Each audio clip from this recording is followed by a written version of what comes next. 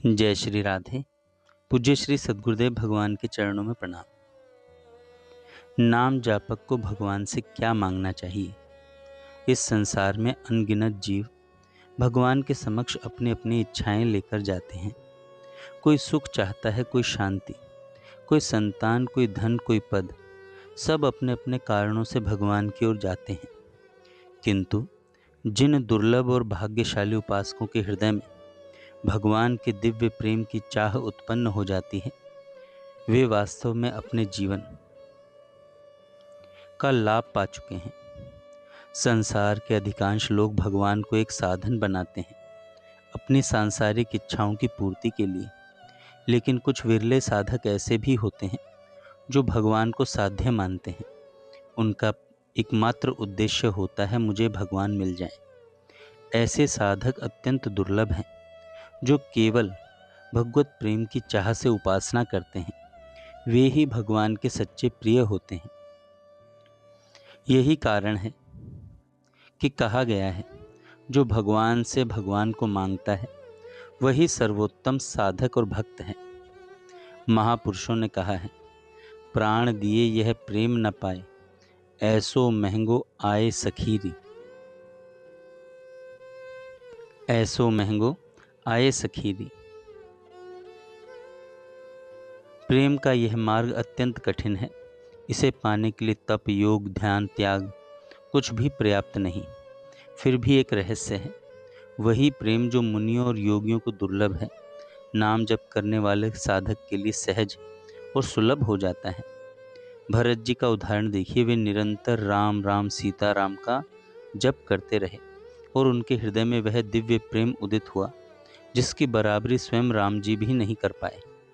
जग जप राम राम जप रघुनाथ भरत भरत। नाम जप वह सेतु है जो कठिन से कठिन प्रेम मार्ग को भी सुलभ बना देता है।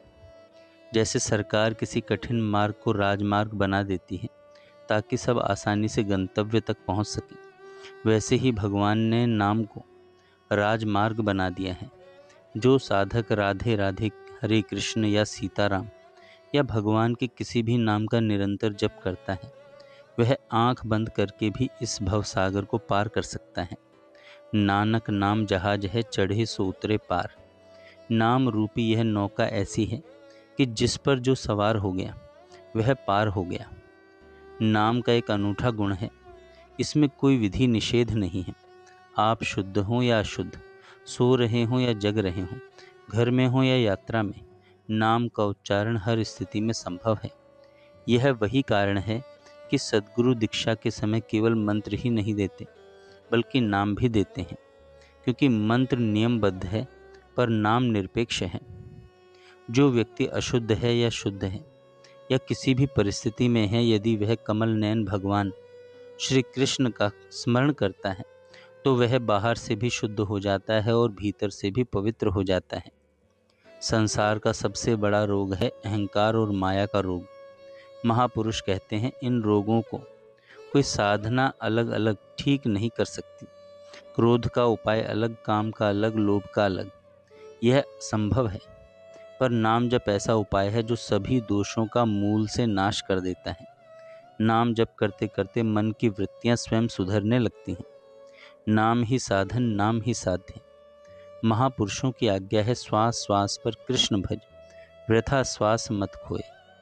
हमें नहीं पता कि अगली श्वास मिलेगी या नहीं, इसलिए हर सांस में नाम जप होना चाहिए। जब जागें तो नाम लें, जब सोएं तो वही नाम स्मरण में रहे। इतना अभ्यास हो जाए कि नाम अपने मुख से निकले। जैसे पूज्य राधा बाबा ने कहा, नाम का रटन ऐसा करो जैसे मशीन चल रही हो, लगातार चलता रहे। महापुरुषों का यही अनुभव है। भगवान का नाम ही दिव्य सेतु है जो कठिन प्रेम मार्ग को सहज बना देता है। जब तक हम भगवान से संसार मांगते रहेंगे, हमें केवल संसार मिलेगा। लेकिन जब हम भगवान से केवल भगवान मांगने लगेंगे, तभी हमारे जीवन का सच्चा आरंभ होगा।